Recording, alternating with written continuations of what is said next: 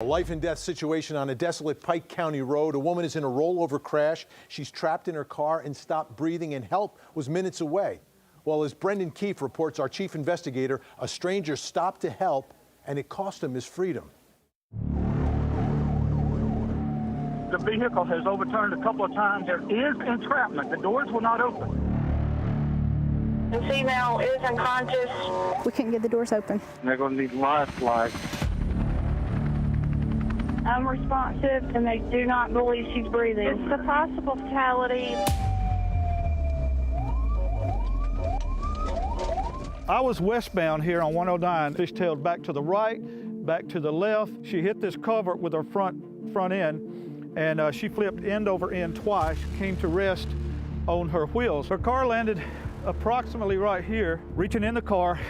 She had no breath. Fortunately, with the help of the 3 Good Samaritans, we did get the door open. He saved my life. How serious was this crash? It was very serious. They didn't think I was going to make it. They thought you were going to die. Yes, sir. And it took 7 hours for surgeons to put all my spinal cord back together, and then they fused it together with metal rods. Becca Buchanan survived with one thing not broken: her faith in the heroism of complete strangers. Given everything you've been through, do you still feel lucky? I don't feel lucky. I feel blessed. Blessed? Blessed. Why? I drive that road every day.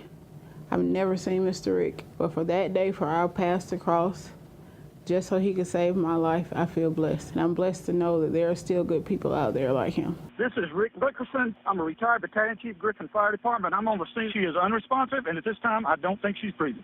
That's right, Rick Rickerson has been on hundreds of rescues as a career firefighter, but this time the retired chief was the first responder. It opened her airway, and her mouth was full of blood, and I cleared the blood again, and it was probably another 45 seconds before the second breath. And somewhere in that point between the second and third breath, that's when I heard, whose truck is this? He said, I need you to move your truck. And I looked at my patient, I looked back at him, and I said, I'm not leaving this patient. He turned sideways and he said, sir, I said I want this truck moved.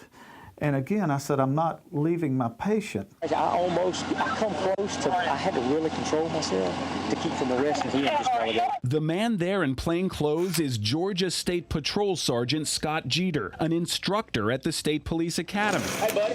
Hey, son. About to place the retired firefighter in handcuffs seconds after he saved Becca's life. All I ask you to do is just move your vehicle. And you know, if I leave that patient with 2 civilians, I understand all and that patient goes back not breathing, I opened up her airway to make her breathe. I've already told you my whole background. I don't care about your background. I care about what happened right here. You're mad at me because I don't care about your background. He kept following me, telling me he wanted me to hear him out, telling me he was a paramedic. He was once a paramedic. And I questioned him. I said, you're a paramedic. You didn't put your hands on that patient. You didn't help us open that door. All paramedics had vehicle extrication training, but he didn't do anything to assist us with this patient. The keys weren't in Rickerson's pocket. They were still in the ignition. The engine was running when another Good Samaritan volunteered to jump in and move his truck out of the way before the first ambulance arrived on the scene. What is the most pressing thing on that scene at that moment? By far, the life of this lady. She had only had 2 or 3 breaths. I was prepared to breathe for her if she was going to stop breathing again. I wasn't leaving that patient. Rick Rickerson watched the Life Flight helicopter take off while handcuffed in the back of the trooper's car. We're going for a ride. He's locking his ass up. The retired fire chief spent the next several hours in the Pike County Jail. What were you charged with? Obstruction of a law enforcement officer. You weren't rewarded with anything but a pair of handcuffs. I was rewarded by the hug from that lady when I went to visit her at the hospital and her 5-year-old daughter. That was a reward. He walked in, hiding behind a dozen of roses, and he just grabbed me and said, you're okay, you're okay, you're okay. I'm so glad to see you're okay. Were there tears? Oh my gosh, yes. The whole room was crying.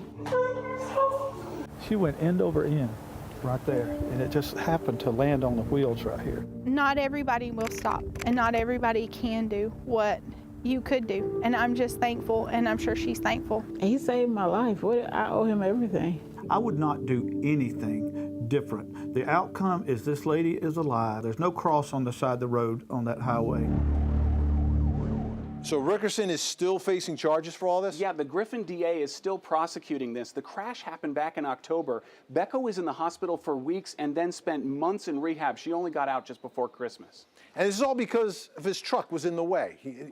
Was it ever moved? Yeah, it was moved within seconds, Vinny, by another Good Samaritan because the keys were in it, the engine was running, and Rick Rickerson, as fire chief in Griffin, actually wrote the book on where to park emergency vehicles responding to incidents like this. He parked exactly where his own manual said he should have parked his command car. Unbelievable. Thanks so much, Brendan. We appreciate it.